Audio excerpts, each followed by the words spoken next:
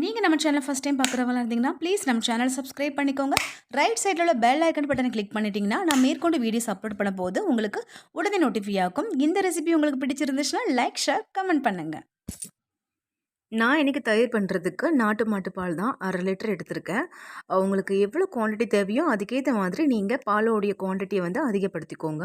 இப்போ இதை நான் ஃபில்டர் பண்ணிக்கிறேன். ஏன்னா நாட்டு மாட்டு பாலுன்றனால நமக்கு வந்து ஏதாவது தூசி பால் கறக்கும்போது ஏதாவது தூசி வந்திருக்கும். அதனால் இந்த மாதிரி ஃபில்டர் பண்ணிவிட்டு நம்ம காய்ச்சிக்கிட்டோம்னா தயிரில் எந்த விதமான தூசியும் இருக்காது.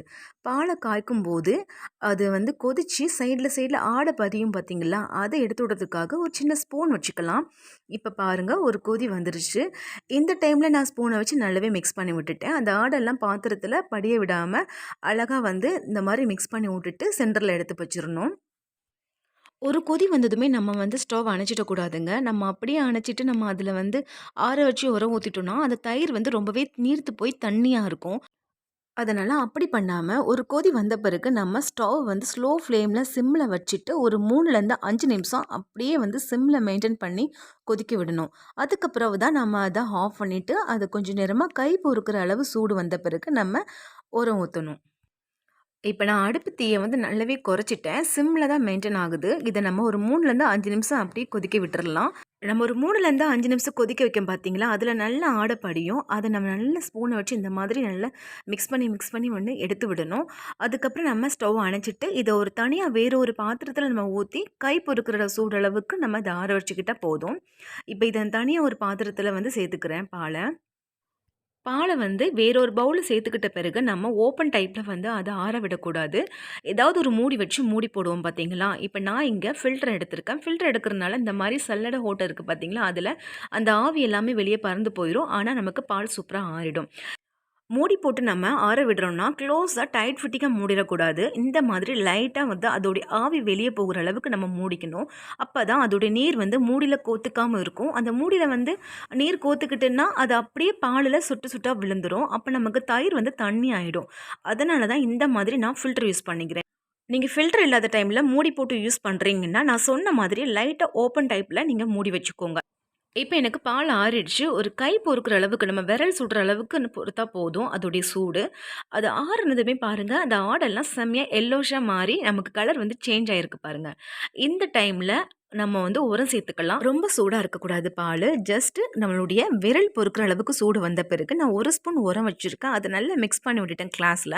டம்ளரில் மிக்ஸ் பண்ண பிறகு நம்ம விரலால் ஒரு சைடில் நம்ம வந்து தொட்டு பார்த்தோம் பார்த்தீங்களா, அதே சைட்லேயே நம்ம அந்த உரத்தை ஊற்றி இந்த மாதிரி லைட்டாக மிக்ஸ் பண்ணி விட்டுடலாம்.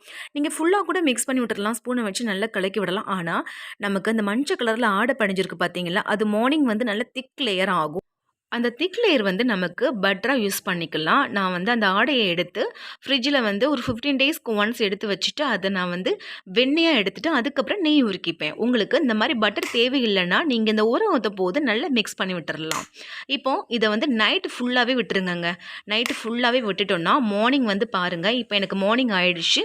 கொஞ்சம் கூட நீர் கோத்துக்கல அந்த மூடியில். ஏன்னா நம்ம ஃபில்டரை வச்சு நான் மூடி வச்சு அதை ஆற வச்சோம் பார்த்தீங்களா, அதனால தான். இப்போது நல்லா சூப்பராக வந்து அந்த ஆடை படிஞ்சிருக்கு பாருங்கள். இதை நம்ம ஒரு ஸ்பூனால் ஒரு பவுலில் இந்த ஆடையை தனியாக எடுத்து வச்சுக்கிட்டோம்னா இதை நம்ம பட்டர் ஆக்கிடலாம். வெண்ணெய் ஆக்கின பிறகு நமக்கு எல்லோருக்கும் தெரியும் அதை உருக்கின நெய் தாங்க. இந்த மாதிரி வீட்டிலே வந்து ஈஸியாக நமக்கு கிடைக்கக்கூடிய பால் மூலமாகவே வெண்ணெயும் நெய்யும் எடுத்துக்கலாம். உங்களுக்கு ஆடை தேவையில்லைன்னா நீங்கள் முந்தின நாள் வந்து உரம் ஊற்றுற பார்த்தீங்களா பாலில், அதில் வந்து நல்லா மிக்ஸ் பண்ணி விட்டுருங்க ஸ்பூனை வச்சு.